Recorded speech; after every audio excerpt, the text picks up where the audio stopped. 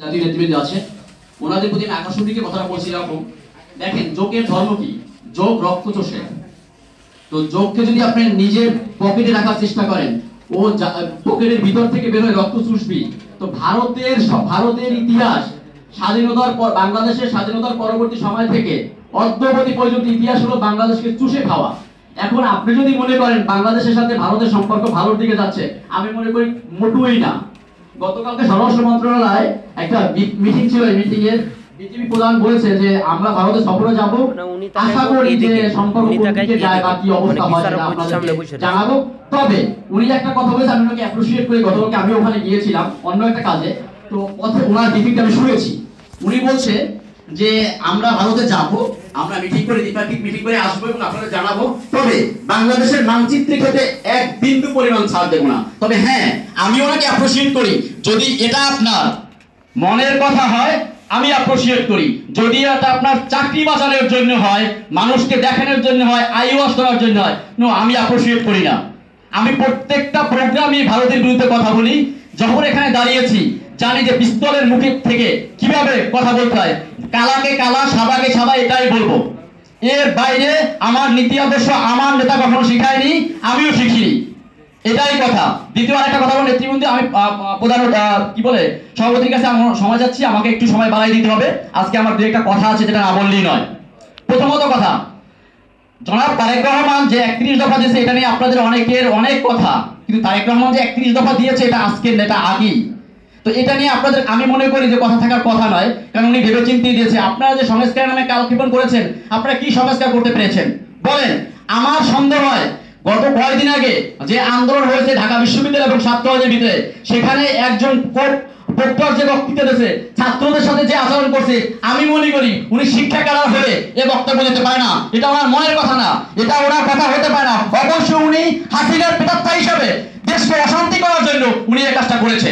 কি সংস্কার করতেছেন আপনারা জানেন? সেই শিবির ওবায়দের কথা মনে আছে, যে বাংলাদেশ সিকিউরিটি এক্সচেঞ্জ কমিশনের চেয়ারম্যান ছিল, সে কেলেঙ্কারিতে ছিল সেই শিবির ওবায়দ। সে বর্তমানে এখন পর্যন্ত ঢাকা বিশ্ববিদ্যালয়ের মার্কেটিং এবং ইন্স্যুরেন্স ডিপার্টমেন্টের অধ্যাপক হিসেবে এখন পর্যন্ত আছে, সে পদত্যাগ করে নাই, যদিও সে পলাতক আছে। কেন ভাই, কি সংস্কার করতেছেন শিক্ষা খাতে? একটা খাতার পর আপনারা সংস্কার করতে পারতেছেন না, কি করতেছেন? সংস্কার নামে কালক্ষেপণ করতেছেন আপনারা।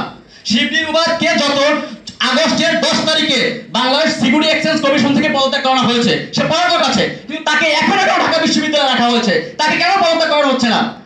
আসেন, শিবির ওবায়দকে বাংলাদেশের ফেসিবাদে এই বিএনপি জামাত সহ যারা ফেসিবাদের বিরুদ্ধে ছিল, তাদের বিরুদ্ধে যে বুলডোজার চালিয়েছে বেনজির, মনে আছে? সেই কুখ্যাত বেনজির হতে বাধ্য করেছিল, তাকে পিএইচডি কে দিয়েছিল এই শিবির ওবায়দ, তাকে পিএইচডি ডিগ্রি দিয়েছিল। মনে পড়ে আপনাদের? আপনার অল্পতেই ভুলে যান দেশের ইতিহাস, পিছনে ইতিহাস যেতে চাই না। এক ভদ্রলোক বলছে, আমি ওকে সম্মান করি, অ্যাপ্রিশিয়েট কথা বলতেছি। উনি দেশ নায়ক তারেক রহমানের শ্রদ্ধ পিতাকে নিয়ে যে কথা বলেছে, শহীদ রাষ্ট্রপতি জিয়া রহমানকে নিয়ে যে কথা বলেছে, সেটা বলা আমি মনে করি সমুচিত হয় নাই। আপনি নতুন প্রজন্ম হয়ে যদি কথা বলেন, ভাই ইতিহাসে চলে আসেন। যদি 52 না হতো তাহলে 69 হতো না, 69 না হলে 71 হতো না। যদি 2008 সালে এই ফেসিবাদ দীর্ঘদিন ক্ষমতা কালক্ষেপণ করার জন্য যদি এই বিডিআর বিদ্রোহ না করতো, তাহলে মানুষের সেন্টিমেন্ট গরম হতো না।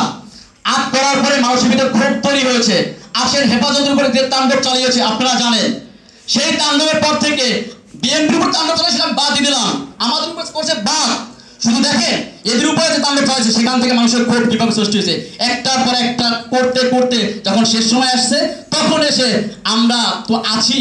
আপনারা যদি মনে করেন 36 দিনের আন্দোলনে আপনারা দেশ স্বাধীন করে ফেলছেন, বিজয় হয়েছে, আমি মনে করি ভাই আপনারা সেটা মুখে বলতেছেন শুধু মানুষকে আইওয়াস করার জন্য, বাট এটা আপনাদের মনের কথা হওয়া উচিত না। যদি আপনাদের মনের কথা হয়ে থাকে, আমি মনে করি বাংলাদেশে আপনারা বাংলাদেশের ইতিহাসকে আবার ফেসিবাদের মতো আপনারা বিকৃত করতেছেন।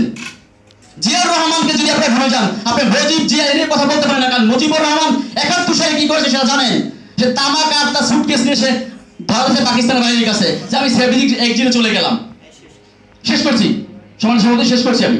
তা আমি কথা বেশি বলবো না, আমি এতটুকুই বলবো, আপনারা যারা কথা বলেন ভাই, যারা মিডিয়ার সামনে কথা বলেন, একটু ভাই চিন্তা ভাবনা করে ইতিহাস নিয়ে কথা বলেন ভাই।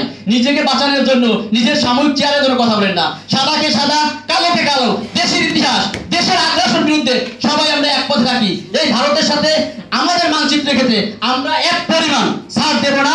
এবং আমি চাই তত্ত্বাবধায়ক সরকার প্রধান উপদেষ্টার কাছে যে আপনারা তাড়াতাড়ি করেন ভাই, সংস্কার যা করেছেন এনাফ, নির্বাচন করতে যতটুকু সংস্কার দরকার এটা করে নির্বাচন দেন, নির্বাচিত সরকার আসবে, তারা দেশের জনগণ কিনে কিভাবে দেশ চালাইতে হয়, কি সংস্কার করা লাগে তারা সেটা করবে। এটা বলে আমি আমার বক্তব্য শেষ করছি। আল্লাহ হাফেজ। বাংলাদেশ জিন্দাবাদ, তারেক রহমান জিন্দাবাদ, রাকিব ভাই জিন্দাবাদ।